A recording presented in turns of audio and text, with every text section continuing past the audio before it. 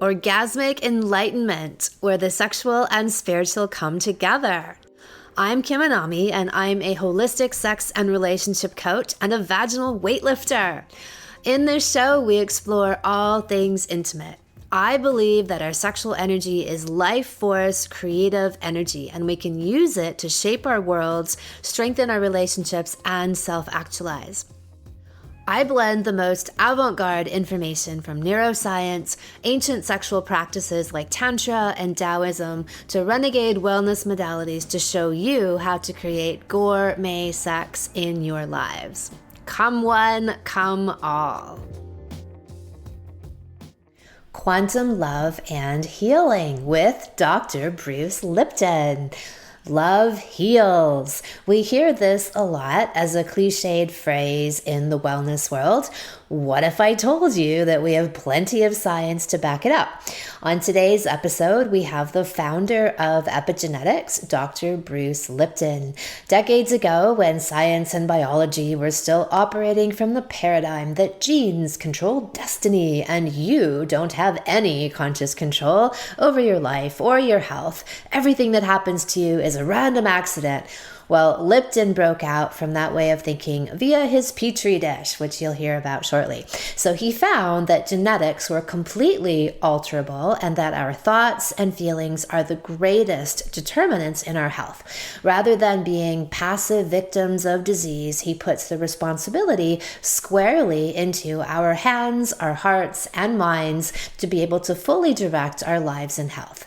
No excuses, because science. And this is the best kind of science. Here, metaphysics and biology meet. The old adage, thoughts are things, becomes a scientific fact in his work. And I love anything that proves humans have the ultimate creative power in their lives. I did a podcast episode a couple of weeks ago on sex, intimacy, and immunity, and I spoke about how when we are having gourmet sex, when we are all loved up and orgasm-filled, we develop not only an immunity to physical ailments, but we develop a spiritual resilience as well. We become immune to the negativity of others. We become immune to the mass programming and cultural conditioning that limits people's free thinking and ultimate potential. Your thoughts are more powerful than any medicine that exists on this planet. And that's a direct quote from Bruce. So when we're in a state of perpetual love and bliss, and I believe we can stay there 90% plus of the time, our world is changed. We live in another dimension. We still get challenges in life, but we meet them with grace and courage and ease. We are in a flow state.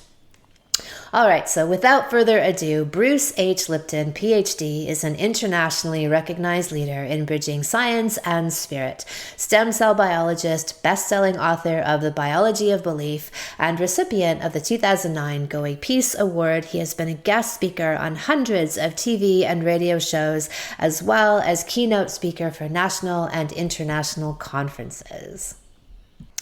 Hi, Bruce, and welcome. It's so lovely to have you here. I'm so excited to discuss all things quantum physics, science, healing, intimacy, immunity, and it's a pleasure to speak with you today.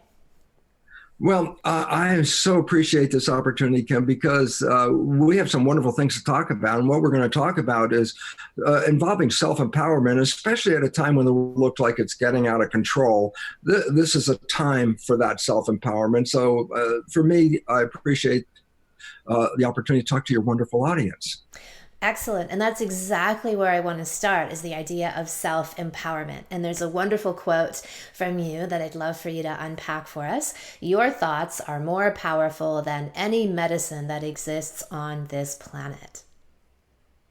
Well, that's a story. So let's start off with what is medicine and why do we take medicine? And the answer is medicine is chemistry that is involved with the communication inside your body. Inside our body, we know we have all these different organs. They all have their different functions, but there's chemistry that coordinates their functions and controls their behavior and all that stuff. So the idea of medicine was that we could make pharmaceutical signals, so to speak, chemicals that will go in the body and activate the things we want to activate. So that's the first premise of medicine. I say, well, how does it work? I say, because the chemistry is a structure that is picked up by the cells. The cells read the environment through receptors, just like we're reading the environment, but they're very much more simple receptors or molecules that read light and sound and smell and taste and touch and all that. And I say, so why is it relevant? Well, if you want to talk to a cell, you have to send a signal to that cell. And naturally, the signals are coming from within our own body, controlling everything. But if it's not working right, the presumption is I take a drug, which is a signal, put it in the body and try to, repair the signal pathway that apparently wasn't working. So the first thing we have to understand is this. If a signal is affecting a cell, then by definition, there has to be a receptor on the cell to read that signal. Otherwise, the cell would never see it. So these are receptors that are proteins like antennas built into the cell. I go, so what does it mean? I say, well, if a drug made by a manufacturer is affecting you, then by definition, you already have a receptor for that drug. Because if you don't have a receptor, the drug wouldn't do anything. So I said, yeah, but if I already have a receptor, then the question is, why do I have a receptor? Was it waiting, nature waiting for the pharmaceutical company to come up with a chemical that I could use this receptor? I go, no, it's silly. The receptors exist because we already have natural chemicals that engage those receptors. Any drug that you take can only affect you if there's an analog or equivalent of that drug in your body in the first place. So I go, so why is it relevant? I said, we have our own pharmaceutical company right up here. And we don't need to take these pharmaceutical drugs. And I go, well, what's the issue if it's not working? I go, when it's not working, we have a tendency to look below our head and say, down here in the body, there's things that are broken. Cells are stupid, genes are all messed up and all that. And then I go, well, let me correct an assumption here, because we have this big emphasis that genes control our biology and our health. It turns out less than 1% of illness and disease is connected to genetics. Now, when you understand that there's a bigger number, that means over 90% of illness and disease has nothing to do with the mechanical nature of the biology. It's a response to the chemistry in our body that is misunderstanding or miscontrolling the system, and now we're out of harmony, and now we're sick. And I go, what's wrong? I can't make the chemistry? I go, no.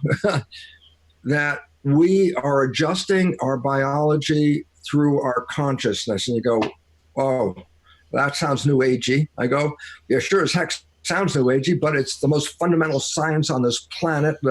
2 points to make. Point one, the most valid science on the planet is called quantum physics. There is no science that's ever been tested more or affirmed more. So of all the sciences, the most truthful is quantum physics. And so I go, because the first principle of quantum physics is consciousness is creating our life experience. So to me, right away, rule number one, most valid science says your consciousness is involved. Well, it still was a new agey idea, but then even my own research started to show, oh my God, the connection of mind, body, consciousness, cells. I saw the connection and how it worked. And it worked like simply, I was cloning what are called stem cells. Stem cells is just another word for embryonic cell. Everybody's got them if they're watching the show, because if you don't have stem cells, you would have died a long time ago. And I say, why? A very simple reason is this. A body is made out of about 50 trillion cells. The cells are the living organism. The human, by absolute definition, is a community of 50 trillion cells. That's what we are. I go, so what's the relevance? I say, well, cells have a lifespan and they die, and then we have to replace them. So every day we lose hundreds of billions of cells. Natural. While we've been talking the last few minutes, we've lost millions and millions of cells are dying all the time. But fortunately, we have stem cells, embryonic cells in our body that are replacing those cells. So if you don't have stem cells, you would have died because all your cells would have been dying and you wouldn't have replaced them. But if you're here talking and we're here alive, then you've got stem cells. And I say they're embryonic cells. They can become anything. So I say, here's just a very quick view of where my whole world changed, because I, as a medical school professor, as a teacher, was teaching medical students that genes control life because that was the curriculum at the time. And my research was I put one stem cell in a culture dish by itself. And this is called cloning because that one cell will divide every 10 hours, 12 hours. So every day, the number of cells are doubling twice a day versus 1, 2, 4, 8, 16, 32, 64, boom, boom, boom. A week later, 30,000 cells in the Petri dish. Most important fact, they all came from one parent, one cell. So there's 30,000 genetically identical cells. And what I did is I split them into 3 different Petri dishes. Fine. And so all the cells had genetically identical, all the dishes had genetically identical cells in them. But what was different was the culture medium. And now all of a sudden, what the hell is culture medium? And the answer is this.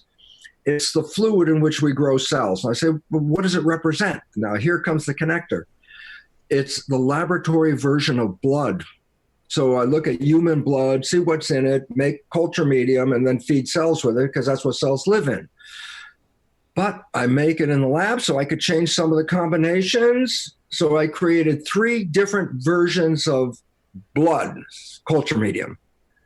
And I fed each of the plates with a different version of this culture medium. I go, so what?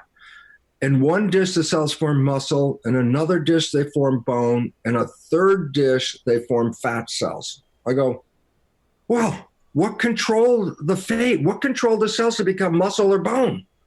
And the answer was, they all had the same genetics. And all of a sudden, it's like, oh my God, it was the environment that the cells were in that determined the fate of the cells. I go, why is it relevant? Because the cells, the genes didn't have anything to do with decision making. The cells were responding to the environment and adjusting the genetics to respond to the environment. And I go, what was the environment? Culture medium. Now step back. I'm growing cells in a plastic petri dish, giving them artificial blood. Now I'm telling you, as I said, under your skin, you have 50 trillion cells. You're a skin-covered petri dish. 50 trillion cells inside your dish right now. I go, yes, and guess what? The original culture medium, blood, is what is controlling them. I say, but what controlled whether it was muscle or bone or fat? I go, the chemistry of the blood culture medium controlled the fate. And then I say, well, in my skin-covered dish, I got the same cells, and I have the culture medium. I say, yeah, but what controls the fate of my cells? I go, same as the cells in the plastic dish. The chemistry of your blood. I go, oh, but in the lab, I make that chemistry. I go, yeah, but who makes the chemistry inside the skin dish? And I go, your brain is the chemist. I go, oh, that's the one controlling the chemistry. It's mixing the chemicals, making blood. Then I go, but what chemicals should the brain put into the blood? And all of a sudden it's like, whatever picture you hold in your mind, the brain translates the picture into complementary chemistry. And that chemistry goes into the blood so that the cells are adjusting their biology to what you perceive in your mind. You change your mind, you change your biology. We know this as science, and when people talk about placebo effect, I go, what is that? I say, well, you're sick. Somebody gives you this brand new medicine. It's like the best, most futuristic medicine in the world. It's going to heal you. You get so excited. You take this pill, you get better, and then you find out the pill's a sugar pill. And then you're left with a very important question. Then what the heck healed you? Not the sugar pill, the belief in the sugar pill, which was a positive thought. The pill's going to heal me. I can see I'm going to get better. And you take it, and then it turns out sugar. It wasn't the pill. It was your belief of being better that created health. And everyone goes, yeah, placebo effect. And I go, but no one ever really emphasizes that negative thinking, which placebo is positive thinking. What about negative thinking? And we don't talk about it. I say, you damn well have to talk about it. It's the most important insight for a reason, and that is this. As much as a positive thought creates a chemistry that enhances health, the complement of a negative thought is chemistry that compromises health.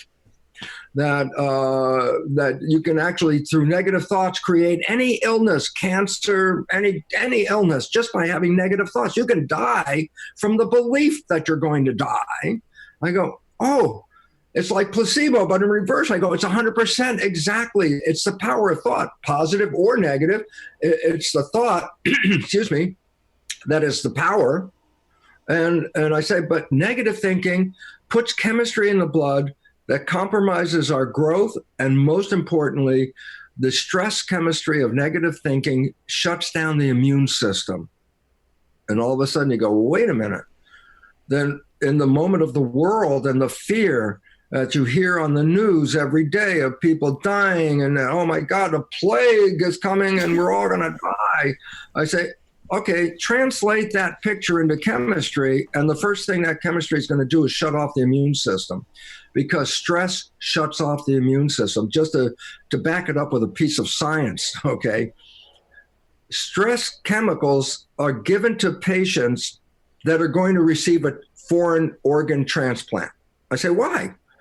Because the stress chemicals shut down the immune system. So when the transplant is put into the recipient, that foreign tissue doesn't cause an aggressive immune response. Immune response is now shut. Excuse me. So the point is simply this, that when you have a stress image, the chemistry from the brain is going to put stress hormones into the system, which is then going to impair the function of your immune system and open you up to any illness. And I say, any illness? I go, whatever picture you have in your mind will manifest. And all of a sudden you start to see people being so afraid of being out of control, being afraid because people are dying all over the place. And I'm going to be one of those. I go, you just took the first step to creating illness at that moment. And so basically we are in an issue. And if I could summarize quickly, if that's okay, about just what's going on, so we have a little vision. Every year there's a flu. Every year we talk about the flu. I say, what's flu? What's different about a flu? And I say, the viruses that cause a flu, when they infect a cell, cannot grow at body temperature. The cells have to be cooler than body temperature. If they get too warm, the virus doesn't grow. So I go, so what does that mean? I say, winter time is when we start to breathe in colder air. And the air has to be warmed up before it goes to the lungs. Otherwise, it would cause a problem. So I say, as we breathe in colder air, the body heat is used to warm it up. So by the time it gets into the lung, it's body temperature. And I go, yeah, but at the beginning of the tract, the nose, the throat, I say, the temperature in wintertime of those cells is a lot cooler than body temperature. And that's why they call it a cold. When the cold air is present, it allows the virus to grow. So every year, wintertime coming, people, oh, the flu is coming. Yeah, because this is when we're going to breathe cold air. And every year, people get flu. No problem. Everybody knows about it. Everybody knows there's a time where we get sick, we cough, we sneeze, we do all that stuff. I go, everybody's used to that. And I go, because every year, the viruses that are coming up every year are just modified versions of previous year's viruses. I say, so why is that important? Because when we've had previous exposure, we build up a memory of those viruses. So even if it mutates and forms a new version, we still have a memory of part of that virus. So when it infects us, we have a handle right away to slow it down and prevent the symptoms from getting too far away. And then I say, and what's different now? And I say, because the virus that we're experiencing right now presumably hasn't been in our population before. I go, so what does that mean? I said, well, we don't have any previous memory to, slow down the symptoms, so that with an infection with this virus, the symptoms go higher only because it takes the immune system a bit more time to bring it back down again. Okay, so I say, great, this is like every year, flu. I go, yeah, but people die. I go, but every year people die. And I go, it's not just people who are dying. I say, there's a group of people who are affected. I say, who are they? I say, the aged, the infirmed, those with health compromises. So like nursing homes become the big target number one. Older people are in more desperate trouble than anybody else. People whose illnesses already exist and are compromising their immune system are even more compromised now when the virus shows up. So I say it's the same group of people every year that die, about 0.1% of infected people, and they're the same people. I go, and what about this one? I say, well, it's going to be the same people, but a few more of them because it's a little more aggressive than in a normal year. I say, okay, fine. And then I go, so what does it mean? I say, most of the population will have no effect even by the virus. They've identified that up to 50% of the population that is infected has no symptoms. I go, relevant? I guess if you have no symptoms, you're not going to go to the doctor and say, I have the flu. And I say, then who goes to the doctor? I said, those people that are already pushed to the edge, they go to the doctor. And I go, is this flu going to kill them because it's more aggressive? And I go, no, for a reason. If you can get to the ventilators or to the antiviral medications, medicine can handle this. You don't have to die. But who will die? I go, the same people who died every year anyway. Those are the ones. And if I come out with, I like to offer like 2 different news broadcasts. Bulletin. The annual flu is coming. It's more aggressive this year than it's been before. So take care of yourself. Take care of your health. Take care of your food by eating natural, organic, healthy food. Take vitamins and supplements to support yourself and change your thinking process so you don't get in fear. And I say, that's great. And then I come on with the other broadcast.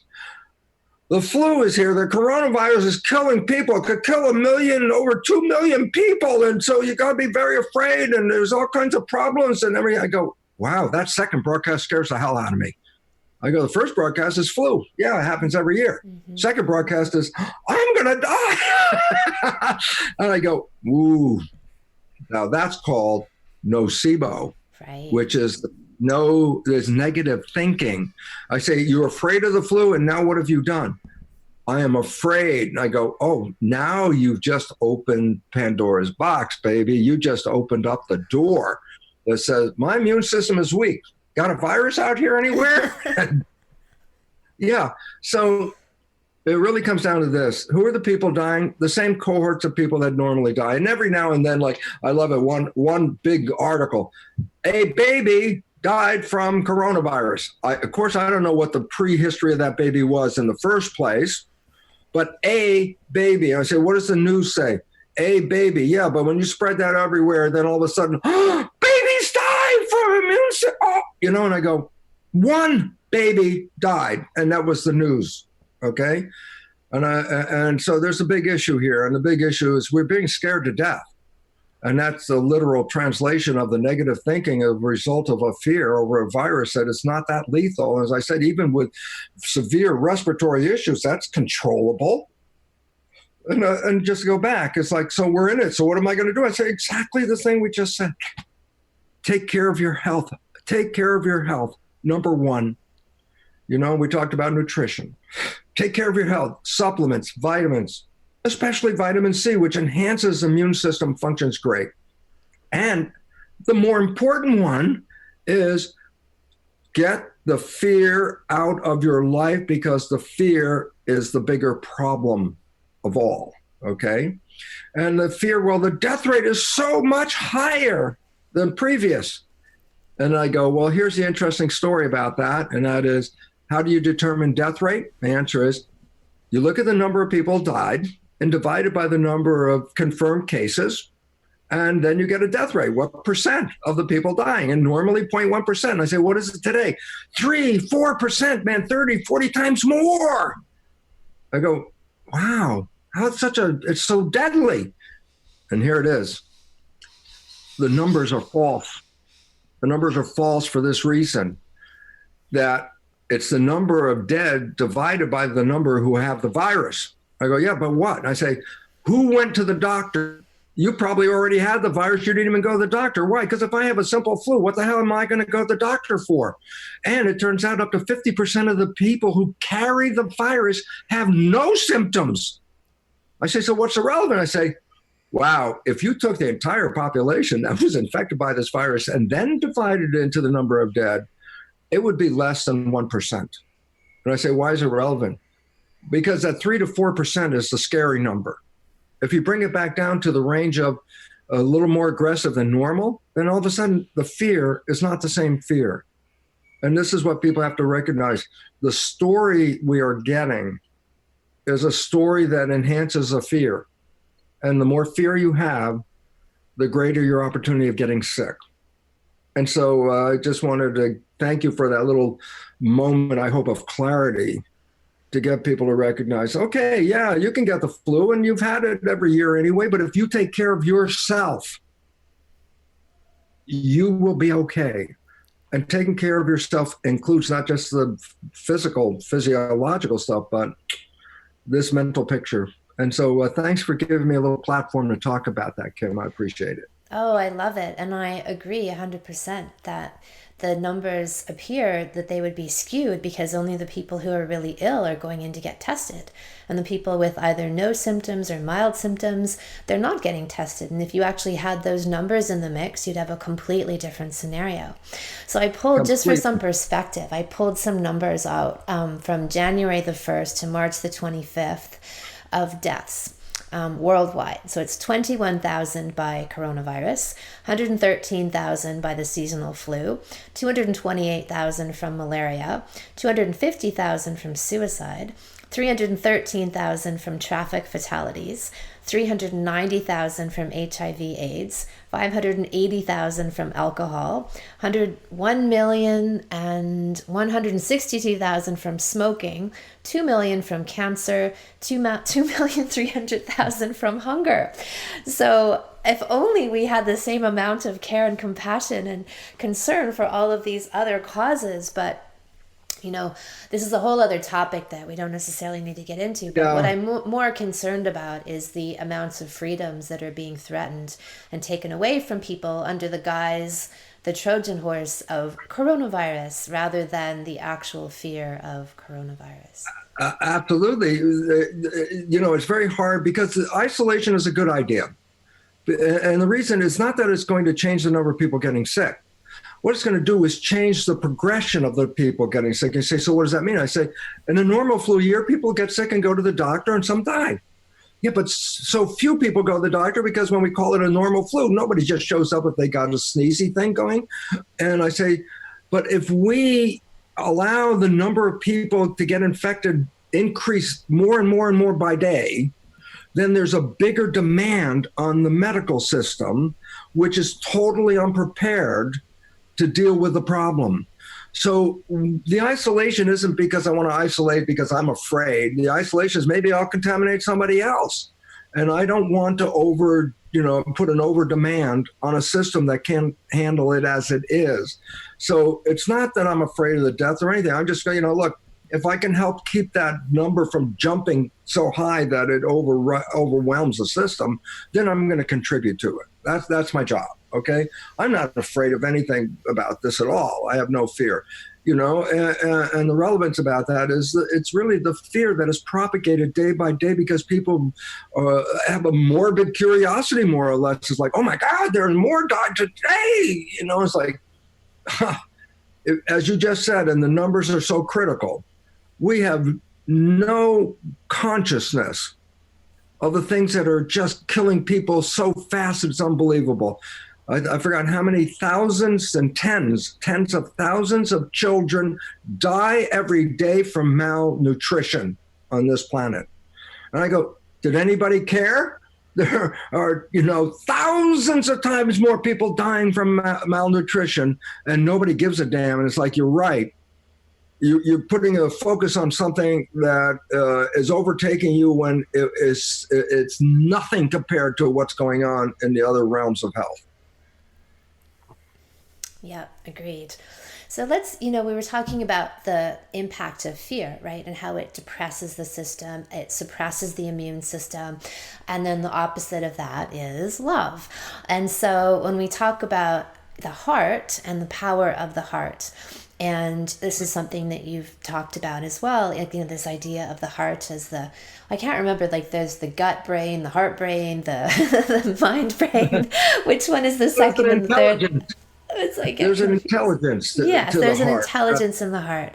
And so you talk about how in the new version of healthcare, we realize that the thoughts, the spirit, and the heart. So I want you to play such a big role. So I'd like you to talk more about the heart and the resonance, the intelligence of the heart. And, what does it mean then? How do we cultivate an open heart? Because presumably that's the state the heart needs to be in to function as this powerful system. Well, the first thing is to recognize the heart has been talking to you all the time, whether you've listened to it or not. It's always talking to you. I go, what does that mean? I say, we interpret our world with our brain through the senses that come in. Okay. And basically, these are experiences, and then we make a pattern of life based on those experiences coming in.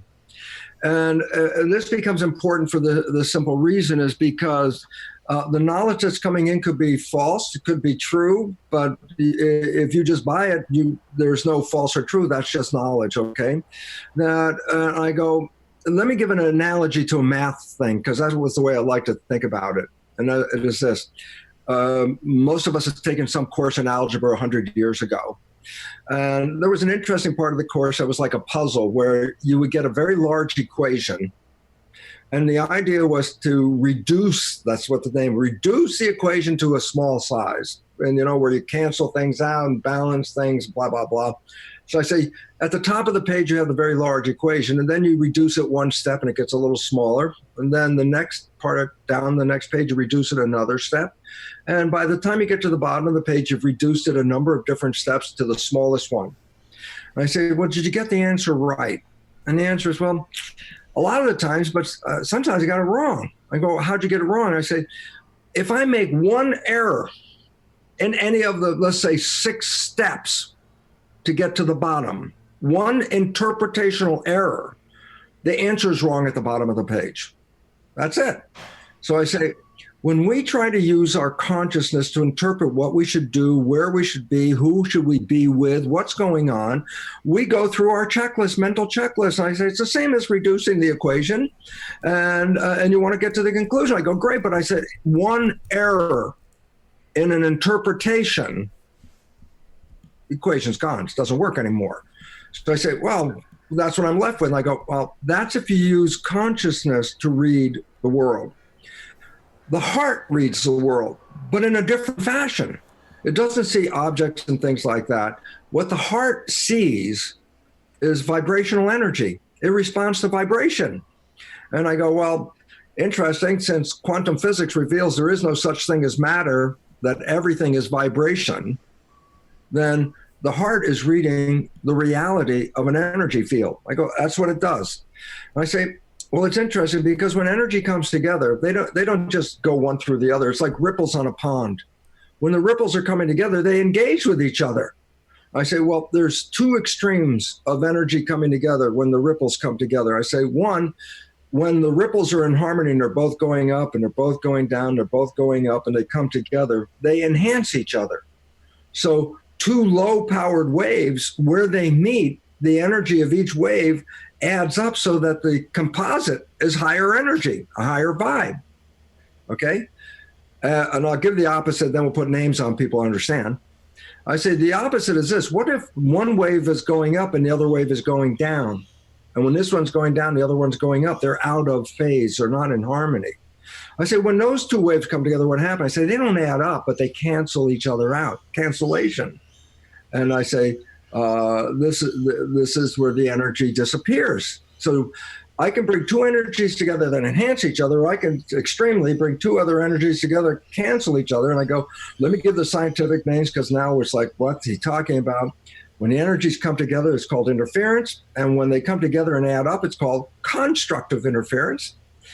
When 2 energies come together and they cancel each other out, that's interference, but it's called destructive interference. And everybody goes, oh, this is a lot of science, Lipton. I go, no, let me simplify it now, because this is the point.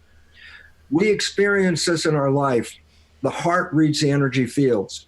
When energy is in harmony with us, constructive interference, then we amplify our energy, and it's called good vibes.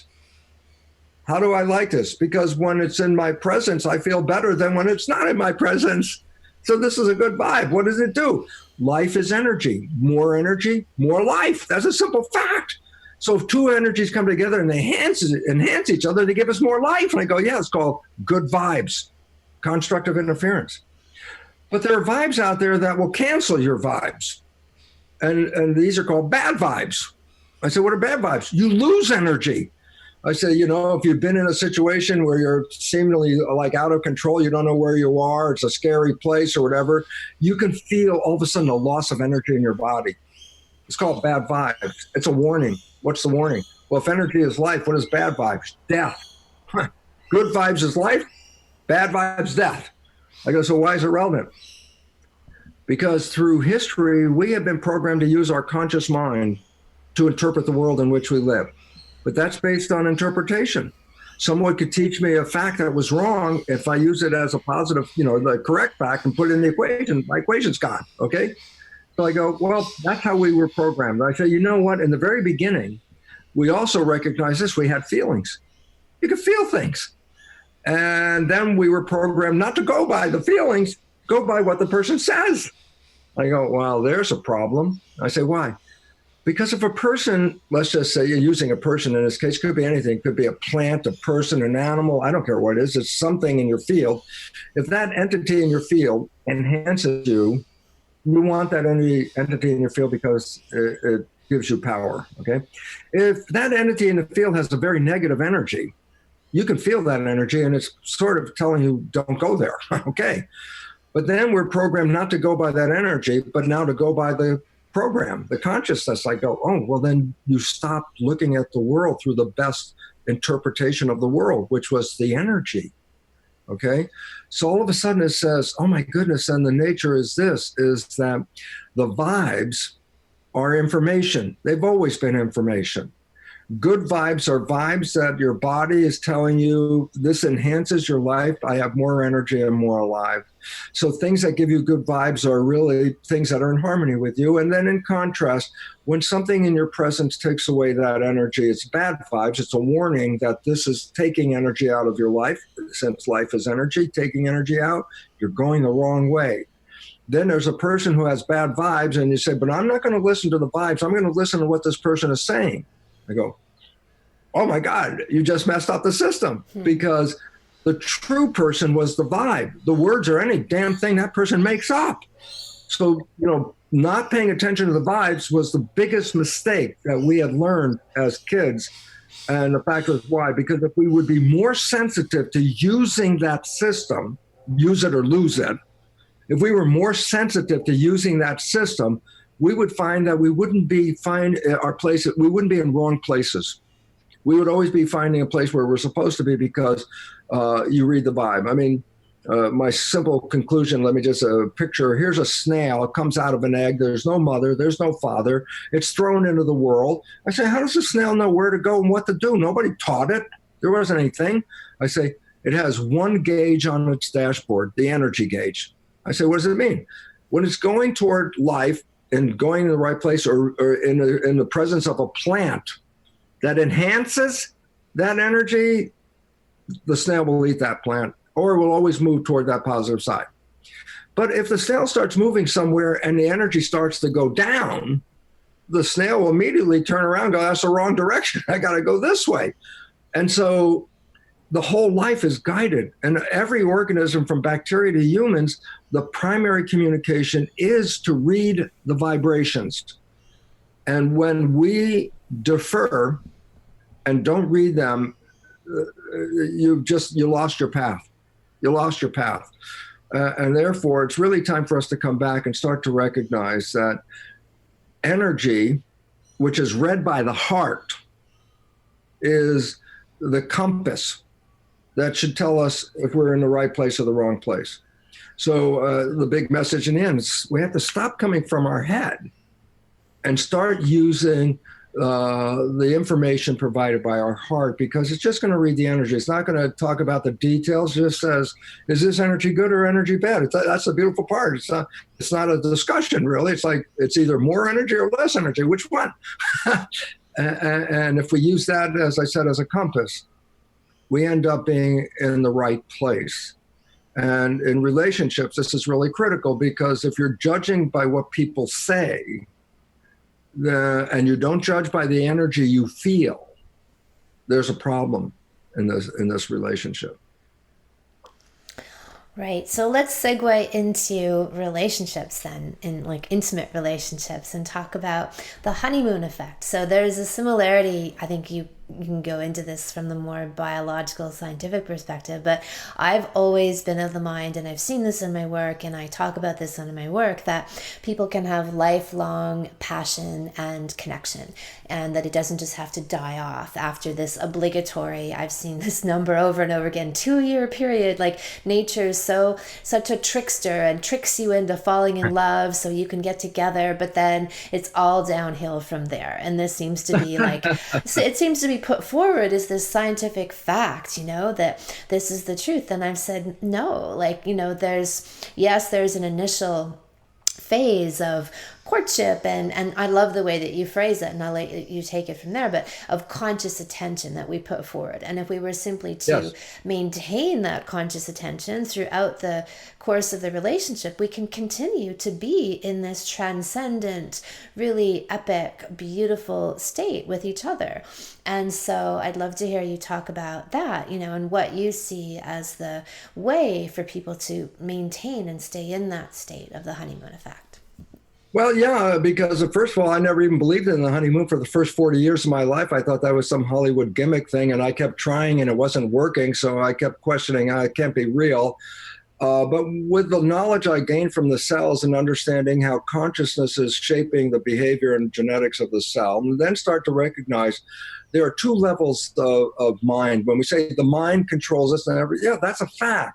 But when you say the mind, it sounds like there's this one thing called the mind, and that's making all the control. And I go, well, the problem is there's 2 minds, and we put them together. They function as one, but they're 2 separate entities. And each mind has a different way of functioning and a different way of learning. And if you don't understand that these are 2 working together minds, and you don't understand it, then you're completely lost. What the hell is mind? So let me just quickly, as you mentioned very quickly, is that there's 2 levels of mind. There's the mind that comes from the brain, of the conscious mind, okay? And the conscious mind is connected to our spirituality, our uniqueness, our identity. It's part of what is called the prefrontal cortex, right behind your forehead, a lobe of brain that's new in evolution. And that's the one that connects us to source, okay? So each of us has a different conscious mind. But I said, there's another mind that was there before this conscious mind evolved. I said, there was a brain in an organism that doesn't have the kind of consciousness we have. I said, what was the brain doing? I said, well, what we call today's subconscious is what that brain was doing. I said, what is that? It's an automatic device. It basically adjusts the heart rate, the breathing rate, the body temperature, takes care of us without thinking. And but it learns from experiences like programs. So that the Pavlov story of ring a bell and then, shock the dog. And there's a point every time the bell rings and then followed by a shock, the dog begins to learn. What's the experience? Holy crap, the bell just rang. I'm going to get a shock. and so basically, you don't even have to give the shock. You just ring the bell and the mind already goes into the program. I'm getting shocked. That's how it works. Okay. So the mind in the subconscious, it learns programs. That's exactly what it is, just like a computer. It's got programs in it. And I say what's real interesting is the things that we do that we repeat over and over again, programs are really cool, so you don't have to relearn them. So when did we learn how to walk? This is a subconscious program. And I say, thank God I got a subconscious, because it was before 2 when I learned how to walk, and I'm still walking. I didn't have to relearn again. I think, that's really great, because if you had to wake up every day and learn how to walk, you'd never get anywhere. So I say, the subconscious is good when the programs that are helping us are good. But what if about a program is negative? I go, well, that's unfortunate, because that's the program. If it's positive or negative, the nature of the program, the character of your life is positive or negative based on that program. So I go, okay. You buy a brand new computer. You get it home from the store, and it has an on button. You push on, and it's called booting up. It's ready. I say, okay, just bought a brand new computer, push on, it's booted up. Now I say, do something. make a drawing, write an essay, do something. I go, oh, no, I can't do it. I say, why not? You don't have any programs. Oh, the computer with an operating system is not useful unless there's a program to operate. So a child during its development, the first part of the brain that develops is the subconscious, the programming part. And when a child's in the last trimester of pregnancy, the operating system is ready, but now it needs programs. So between the last trimester of pregnancy and age 7, the brain is operating at a vibrational frequency lower than consciousness. And say vibrational frequency, very quick, put wires on a person's head. It's called electroencephalograph. I read brain function. There are different levels of vibration in that function. And the lower level is called theta, which a child is in predominantly through age 7. I say, what is theta? Theta is imagination and character. So that's why kids under age 7 can have imaginary playtime. They can have a tea party and they pour nothing into the cup and they drink it and they talk about how that nothing was the most wonderful tea they ever had. Ride a broom, it's a horse. This is theta. But theta is hypnosis. I say, why is that important? Because think of this. How many rules, if I had to write a book, how many rules are required to become a functional member of a family and a functional member of a community to be participant? You got to have rules. I say, Jesus, there's so many rules. You can't give an infant, here's a book, go study this, and then you'll be ready to be a member of the family. No. How does a child learn? And the answer is the first 7 years in theta is hypnosis. They learn behavior by observing the behavior of others and downloading that behavior. So the fundamental programs in our subconscious mind did not come from us. They came from observing mother, father, family, community, and downloaded. I said, these are fundamental programs. I go, absolutely. And I go, bad part of the story is there was no conscious mind to filter the program, saying, that's a good program, that's a bad program. With no filtering, you got good programs, you got bad programs. Yeah, I learned how to walk because that was a damn good program. Glad I did it. But I also learned how to make a relationship. How? I watched my mother and father and downloaded them. I go, ooh, well, had I had a belief filter, I wouldn't have kept that program. That was a limiting program in my life anyway. So I go, okay, so some programs are good, some programs are bad. We run our life like that. And I go, okay. By age 7, we begin then to become operators so we can run the program. So I can make the spreadsheet, draw the drawing, write the essay. I can use the program for what I want. But then I'm also using the program that I got. So my behavior is in some way controlled by this program. Okay. And I say, yeah, it is. But then I say, but the conscious mind is free to think. We are free to not do that program. I can change that program. I can do what I want. I go, yeah, you can. Now comes the problem. I have free choice, conscious mind, program, subconscious mind. I go, yeah, what? I go, when, and this is the crux of the entire problem, when I am thinking, my conscious mind is preoccupied with a thought. I go, so what? I go, thoughts are not outside, thoughts are inside. Every time I'm thinking, my attention to outside goes away. I'm not paying attention because I'm focusing on an inside. What's going on in my head? I go, well, if I'm driving my car and I have a thought, does that mean I lost control of the car? I go, with your conscious mind, you did. But then subconscious is autopilot. So the moment thinking occurs, whatever you were doing, walking, talking, driving the car, things that you know how to do, subconscious just gets in behind the seat. I'm autopilot. I take over. Now, the problem is this. This is the problem that we really want to deal with, and that is the conscious mind is you. It has your wishes and desires. That's conscious. When conscious is controlling, you're driving toward wishes and desires. When subconscious is controlling, you're driving toward program. If the programs were all good, that would be really great. But since about 70% or so are believed to be disempowering and self-sabotaging and limiting beliefs, 70% of the programs when you get in subconscious are not going to support you. So I go, yeah, but okay, big number. How much of my life is controlled by the wishes and desires, conscious mind, and how much is controlled by the program, subconscious mind? Oh my God, only 5% of our life is coming from wishes and desires, because 95% of the day we are thinking. I go, so what does that mean? I say, well, the moment you're thinking, you're not paying attention. I go, what does that mean? I go, well, when I'm not paying attention, then my life is controlled not by my wishes and desires, but by my programs that I got from who? My mother, my father, my siblings. I go, oh, okay. So here comes the point. Average everyday life for us, 5% toward moving toward wishes and desires, 95% playing programs. When I'm playing a negative program, do I see it? And the answer is no. I said, why not? I said, because where's your attention? It's looking inside. So whatever the hell is coming out in your program, you're not seeing it, but everybody else does. I go, so what does that mean? So I say, Kim, this is the same story I've said for 30 years, so I'm going to repeat it because I haven't found a better one. I hope I find a better one because same story. But the story is this. You have a friend, you know your friend's behavior very well, and you know your friend's parent. And one day you see your friend has the exact same behavior as the parent, so you want to tell your friend, hey, Bill, you're just like your dad.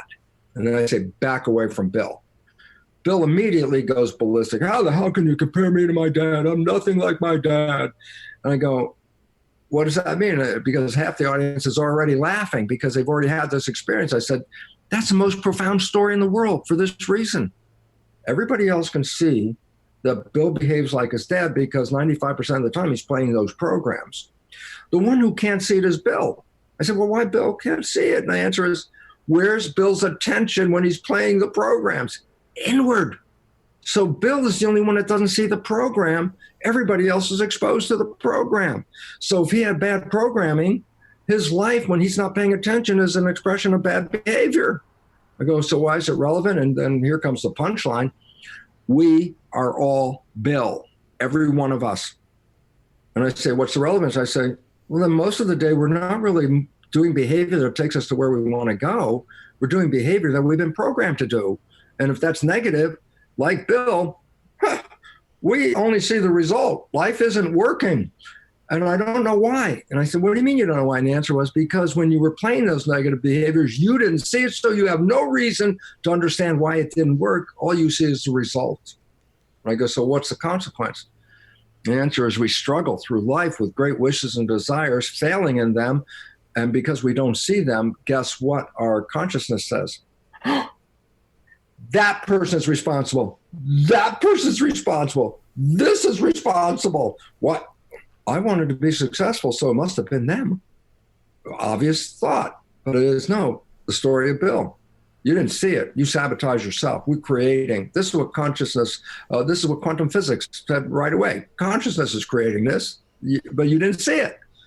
So I go, so what's the story with the honeymoon? Because from a guy who had no wonderful programming about relationships, I struggled for years until I took the message of the cells and started to recognize that the behavior of my biology was controlled by my thoughts, which were changing into chemistry, which was controlling my biology. That if I wanted to change my life, I had to change my thoughts. Was part of it. Started to become aware of those thoughts.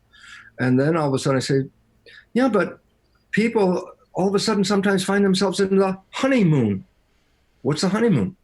My God, heaven on earth, wishes and desires made manifest, joy, everything, beautiful, love, God is blessing. I go, how'd you get a honeymoon when your life sucked all the way up until this moment? Your life could suck every day. And then you meet somebody 24 hours later, heaven on earth. What the heck happened in 24 hours? And the answer is so profoundly important and simple. And that was this.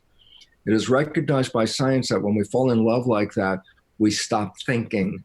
We stay what is referred to as being mindful, meaning stay in the present moment, stop thinking. And I go, of course that's true. You've been looking for this partner your entire life. They show up. Is this a time to think and not pay attention to what's going on? Of course not.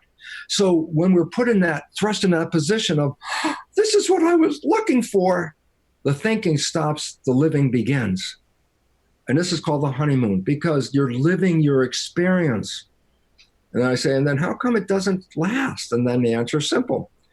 Because no matter how much love and mindfulness you're in, today's world is such a busy place that inevitably we have to start thinking about, oh my God, I have chores, I have responsibilities, I got jobs, and I'm thinking, and I go, and what happens when you're thinking? The behavior that you are generating with your wishes and desires conscious mind gives rise to an opportunity to play the behavior you got from your family, and you don't see it. So here's, the scenario is simple. It's something like this. My partner, Margaret, and I are deepest in the honeymoon. We're loving each other. Everything is fabulous. Everything is great. And I happen to be thinking about, oh my God, I got to go to the school and I got to do the lecture and blah, blah, blah. I'm thinking, Margaret comes in and asks me some very simple question. And in my moment, at that moment, I'm not operating from me. I'm operating from program. And all of a sudden, I play my father's program, which I don't see, like Bill. I just played it. And it was a blah, blah, blah. And she looks at me with, I love it, the usual phrase is, who are you? Where did that come from? Stop. Where was I coming from? Where was my conscious mind at that moment? My conscious mind wasn't paying attention to the present moment. It was thinking about what I had to do. So then the behavior that came out didn't come from my conscious mind. It came from my subconscious. Yeah, but if it's from the subconscious, like Bill, I didn't see it. So all of a sudden, Margaret goes to me, what kind of behavior is that? And then I'm going now consciously going, what is she talking about? Because I didn't even see what I just did. It was automatic program. And all of a sudden I say, why is it relevant? Because that automatic program is obviously not something I'm proud of or want to have in my life, but she has to live with it. And so we've had a relationship, and all of a sudden, for the first time, a compromise comes in. Oh my God, sometimes Bruce is an idiot. It's like, how much can I, well, he's not an idiot that much. So, okay, so I accept. Sometimes he's an idiot. I compromise when he's an idiot. Okay. But that was the first time. The next time she catches me and a different behavior comes out, that's like, oh, that's another behavior that's not that good. Okay, but we're still having a great time, so let's just stay in a relationship. But sometimes now Bruce is blah, blah twice, okay? And so another compromise. And I go, yeah, but every time one of these behaviors starts showing up from the past, it puts Margaret in a situation of, do you want to live here with that behavior? And I'm the one that's going, I have no idea what the hell you're talking about because these behaviors come out unconsciously. And there's a point where a relationship that was so beautiful and so heaven on earth ends up being crap and the whole thing falls apart. And you go, what the hell happened in this great honeymoon? The answer was this. You created the honeymoon with wishes and desires, and you lost the honeymoon with programs that you can't see. And all of a sudden it's like, oh my God, it wasn't outside stuff. It was inside stuff. I was causing my own creation by using a program that's not supporting me. And all of a sudden the honeymoon disappears. And then I go, well, does that mean we're all doomed? And the answer is, well, if you don't change the programming, it doesn't bode well. And that you can change the programming. I say, so what does that mean? Just the conclusion is simple. If I took all the programs that are negative in my life and rewrote them in a positive faction way of doing it, I said, what would the result be? And I say, whether I'm using my conscious creative mind or now using my subconscious with his creative wishes and desires, my life would be exactly the same. I could have a honeymoon every day of the year, whether I'm even paying attention or not. Why? Because if I went to my automatic and I got programs of love and harmony and juicy, everything, then even when I'm not paying attention, I'm still here in that world. And all of a sudden it says, that is the destination. Because the reality was we came to this world not to suffer, not to struggle. We came to a garden and we're supposed to be enjoying the garden. And yet the programs have consistently disempowered us by negative programs that interfere and throw monkey wrenches in it. To men, this is a very important part coming from the boy side of me. It's simple. I said, it's interesting from a boy's perspective. You can see women, how sensitive they are and they have emotions and that they have this great bonding and all this kind of stuff. And then in guys, we don't have the same thing. I go, but why not? Then I go back and I realize as a boy growing up, what did I learn as part of the program? And the answer was to be insensitive. The old thing was somebody'd hit you on the shoulder, and hit you with a fist. You flinched. you see, you were sensitive, and if you expressed any sensitivity, you were a pussy. And it's like, it was sort of like, you're a wimp and all that. And so what did we learn as men, as programming in culture is not to be sensitive? I go, why did we learn that? And the answer was simply this: the powers to be understood the programming that how can I send you to war if you're sensitive? If you're sensitive, I can't give you a gun and ask you to kill somebody. You'd look at me like in horror. What do you mean kill somebody? But now we're programmed. No sensitivity. I can go out there and kill that person right now if you want me to. I go, so men have been desensitized to the relationship that women are allowed to express. And then when women and men try to come together and the women are left with, that man is so insensitive. And I go, it's not his intention. 95% of the day he's playing a damn program. And if he could learn about that program, there's an opportunity to change it. I said, well, how do you learn about it? And the first thing is this: not through arguments. And that's unfortunately how these programs manifest in relationship. They end up creating an argument. And then there's division, and then there's all the other stuff that falls out from argument. I said, what would be different if I had a way about it? And the answer is something like Margaret and I practice, and that was that. If I came up with one of my stupid programs that wasn't encouraging a relationship, it didn't turn into an argument. It turned into, do you really want to do that? What? Well, you didn't see what you just did? Oh, let me explain it to you. And all of a sudden it's like, no, I don't want that behavior. Now I have an option to understand what I need to change. And then I can go about changing it. I say, so what was the result? That when old programs show up in the right environment, you can use that as information so you can rewrite the program. In the wrong environment, it'll turn into an argument, separation, heat, fire, boom, explosion, and all that. And so really what we have to understand is we operate from programs 95% of the time. And that if we understand this and adjust the programs, then heaven on earth does not have to be 5%. Heaven on earth could be 100% of your daily life on this planet. And I'm very honored to have a partner like Margaret, who together we understood this, and together we worked on things, on changing this, so that we have a honeymoon every day for 22, 23 years now. Why? Because those negative programs that would have come up have all been rewritten, or most of them have. We haven't had a fight in years. I have no idea what that's about anymore. And it really throws a monkey wrench in make-up sex, because you don't have an argument. What the hell are you going to do? So the issue is really profoundly important, and it's what you're trying to do in your work, Kim, is let's redirect consciousness.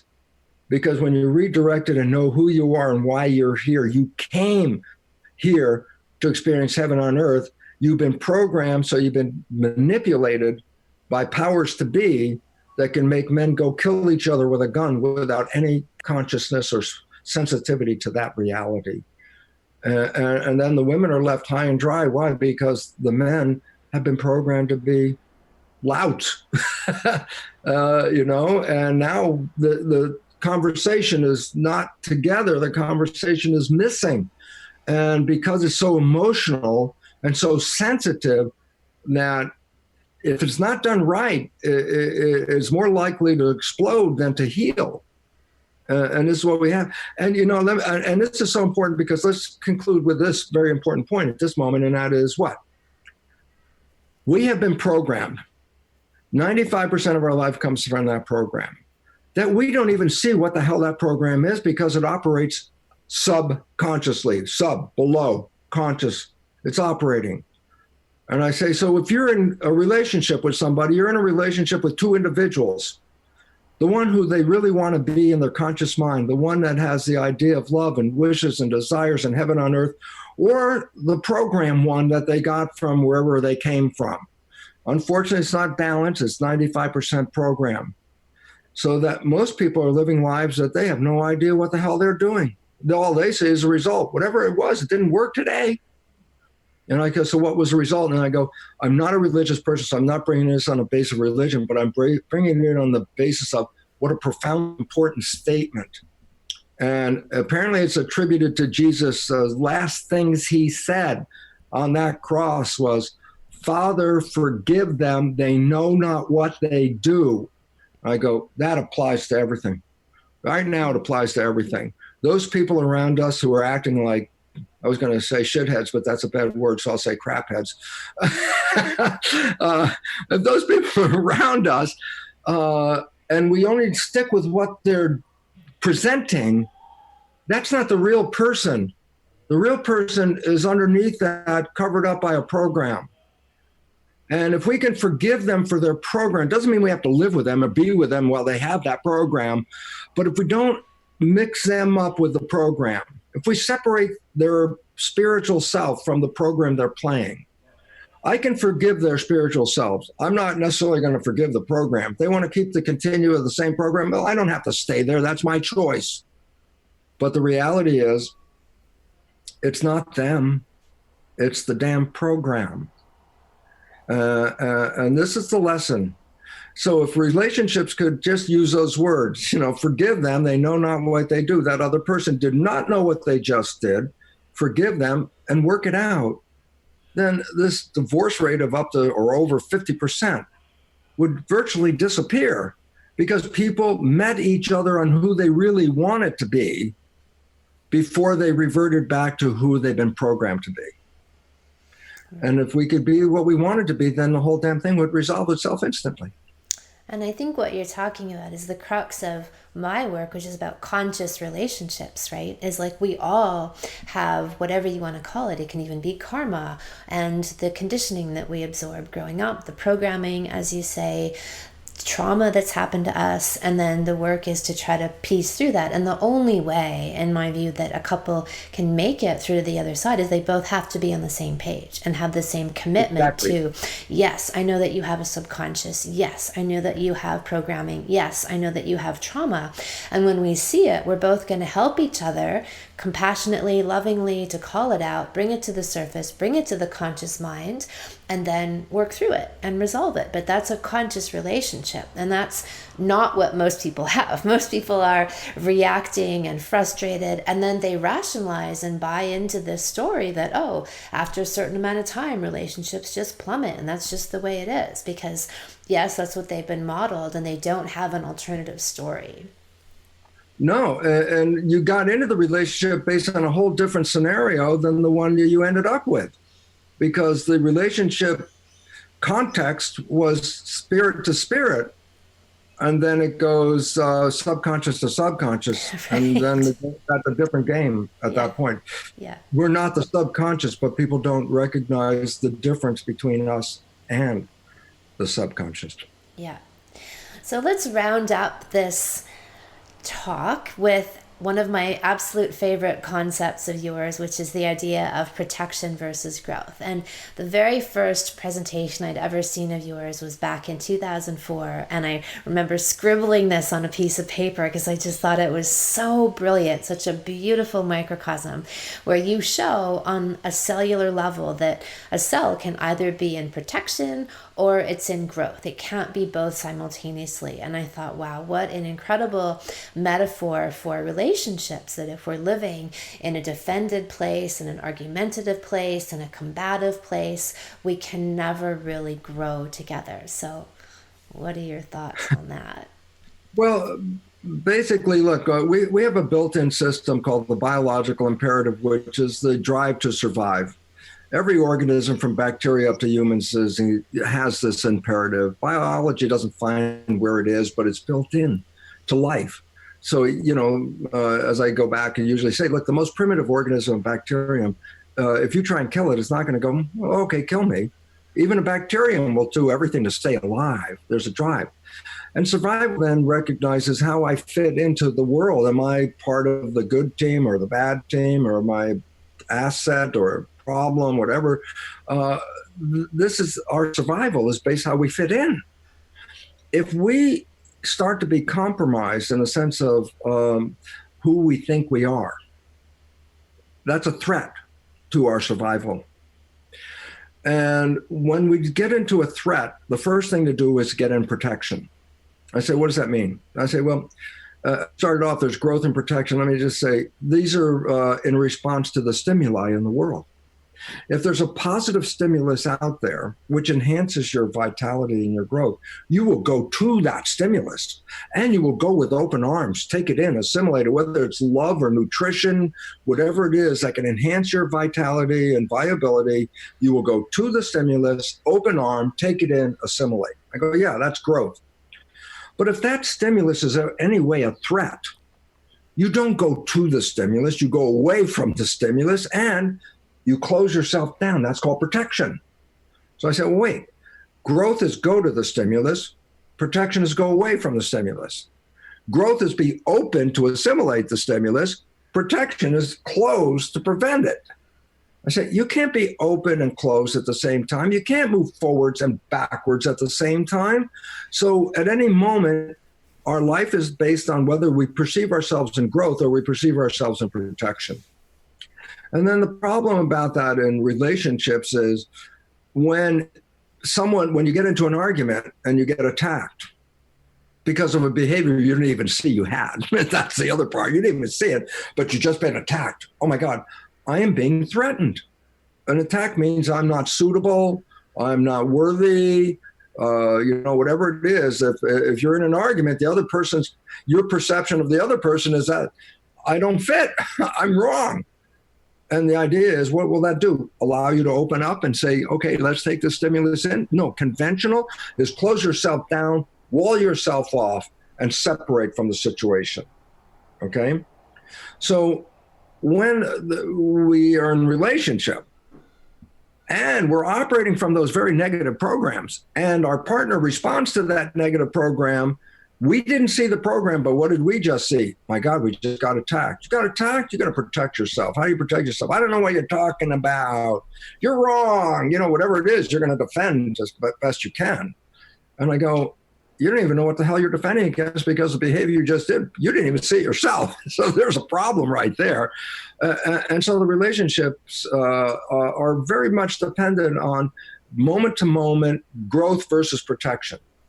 Growth is when we're in love and we're expressing the harmony and the joy of being together, and that is growth beyond anything. That's the good vibes of love. But in contrast, if an argument shows up, that's completely the opposite behavior, because the opposite says when you're in an argument, there's one person, there's the other person, they're separate. We're not together anymore. And as a separate entity, I need to protect myself because apparently you are saying I'm not a good person, and I'm going to, I challenge that. Of course, I didn't see the negative behavior I just expressed, so I could be totally wrong, but nobody recognized that part of it. They just recognize I'm being threatened. And so in a relationship, can a relationship grow or a relationship fall apart?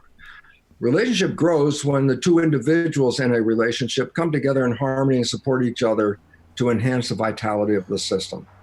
Relationships fall apart when a protection response is called for when one is attacking another. And it doesn't have to be, it's not a physical attack, it just has to be a mental attack. That wasn't right. You were wrong. That was a bad behavior. And it's like, and now I have to protect myself because it's like, you're challenging my who I am. And all of a sudden, that argument is not bringing people together. That argument is immediate separation at that point. And it was wonderful because in the early days when Margaret and I were really trying to work out this understanding, we would have some arguments in the beginning because our programs weren't totally compatible at that time. And Margaret was so cool because in one of these arguments, if we blow out and be separate from each other, she would go into the bathroom and look in the mirror and just get true to herself and say, do you want to be in love or not? And all of a sudden, yeah, I want to be in love. Then the argument wasn't worth it. And she would come back and I'd be in my boy state, which because boys are general, but we get into that, we don't talk. Girls get into it, they want to talk. There's already a problem right there. It's like, I don't want to hear it. She wants to tell me and stuff like that. But then it got to the point where all she said was, let me just sit next to you. Let me put my hand on your knee or something, just nothing more, just to sit still and not put the problem in any bigger perspective at that moment, which gave me the time to calm down so we could be close together again. And so it takes at least one of the people in the couple to make a move, and it was really wonderful because she didn't try to change me. She just said, look, let's just stay connected. And that was a physical connection. And as long as we stayed connected, the relationship was still present. And this was a really important action on her part to help me get through my programming and my inability to communicate. Because at the end of all that, I would actually say, thank you, Margaret, for holding on to this thing. And thank you for your patience. I will come around. It starts out this way. I separate. I need to stew. I'll come around. So thank you for your patience with me. And inevitably, those periods got less and less, and the period of time got shorter and shorter. To the beautiful part is there's no makeup sex in my life at this moment.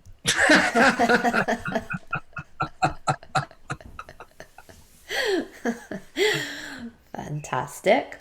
All right. Well, is there anything else that you would like to add, especially in the realm of intimacy and relationships? Oh, absolutely. Because as I said, the chemistry of the blood determines the genetics and the behavior of the system. That's what the cloning experiments said. And then I say, but what's the difference between being in love and not being in love? I said, oh, it's profound chemical differences that are gone. When you're in love, you have a lot of oxytocin, which by definition is bonding chemicals. So I want to be in love because I'm bonding, and this is really great. When you're out of love, that chemical stops really coming out, and now the relationships is a little more fractured and frazzled than before. Being in love releases dopamine, which is pleasure. Of course, we're here on this planet not to hurt, but to be in pleasure, to enjoy the garden. So love puts that into it. Love puts in the oxytocin. Love puts in growth hormone. I said, what's growth hormone? I said, exactly what its name is. This hormone enhances your growth. I go, why is it relevant? Because when you're in love, the chemistry of your blood with the growth hormone in it is promoting the vitality of life. So all of a sudden it says, yeah, it's not just being friends with each other, but love at an intimate level is perhaps the best medicine. As we started off with at some point, there's a pharmacy in there, and love is a prescription for health and vitality. And if we could get past the damn programming issue, then love doesn't have to be just between, the other, when I talk about love and the honeymoon effect, of course I use people and relationships as the foundation because that's most people experience. I say, but love is a lot more than just relationship with people. If you're a gardener, that's a lot of love. Put your hands in the dirt and create life. Or you're a chef and you're cooking food with the love and joy that you're putting into that. And I go, whatever it is that gives you that love is the break from living in a program. The moment you're in that love, whether you're cooking or making love with a partner, you are not on the negative program. You're enhancing yourself with the inherent pharmaceuticals of your own brain to enhance our lives. So the prescription is just very simple. Be in love. Boom. And then healing will come across this entire world. And that's really, like a simple prescription. I love it. That's the best prescription ever. Thank you so much. I've loved absorbing and hearing all of your wisdom and information. It's wonderful. Thank you for being here. Well, I so appreciate it because you're essentially, if you think about it, the pharmacist, aren't you? You're helping people with their prescriptions. I like to think of myself as the best doctor ever. I give people their prescriptions for everything from sexual techniques, go home and have more sex, go home and have this kind of sex, go home and talk to each other, and then facilitate having more intimacy and sex. So yes, I like to say that I'm the drug dealer, but in the most positive way. Very positive. There's no vision of coronavirus when you're having good sex. No, well, I talk about the immunity of not just our biology, but when we're really in that place of deep love and connection and intimacy. And because the sexual connection creates an even deeper level of intimacy and openness, which to me is the growth state you're talking about, we're even more immune. We're immune to germs and diseases, but also to additional programming, where I think we're more immune to our own subconscious programming. We're recreating anew and, from the conscious mind more and more, and from other people's opinions and ideas and thoughts and news media stuff. We're immune to all of these things. We create this beautiful kind of like a cocoon, this radiance that insulates goodness, attracts goodness, and repels negativity. I agree 100% with that one. That's a beautiful mission. Fabulous. There you have it. I am indeed the best doctor with the best medicine in the world. I agree with Lipton that we need to clear our subconscious programming that blocks us from experiencing our true potential.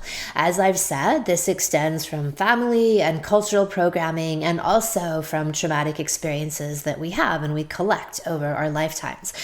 All of these things layer over and obscure a person and a relationship's true potential. And this is where the idea of conscious relationships comes in, where two people have the commitment to growth and evolution together. They realize that each has unconscious blocks and patterns, and they work on them as they come up, practicing not taking things personally or being offended, but instead using these as opportunities to heal and resolve what has lain in storage for years, decades, or even lifetimes. We do it together. And there is no greater alchemizing agent than the holy fuck. When we bring our conscious attention, love, sexual energy, and openness to the table, or the bed, or the kitchen counter, we move through issues at light speed, quantum speed. We dissolve them and transform into the highest versions of ourselves, leaving behind our wounds and the dross and the defenses of the little self. We open into love. We live in flow, and we become immune to all but our own and a divinely channeled truth. That is the power of the holy fuck. My Coming Together for Couples Salon is a sexual and spiritual guide for the new millennium. This is your ultimate teachings to consciously coming together. We explore all things block clearing, subconscious programming and reprogramming, communication, full body orgasms, energy orgasms, vaginal orgasms, prostate orgasms, and how to navigate masculine and feminine energies to create the most epic chemistry in your lives, even when it's been long gone. You can check out my free video series for coming together at my website at kimanami.com under Sexual Savant Salons, and then look for Coming Together. I have a 3-part video series you can watch with home play exercises you can try tonight.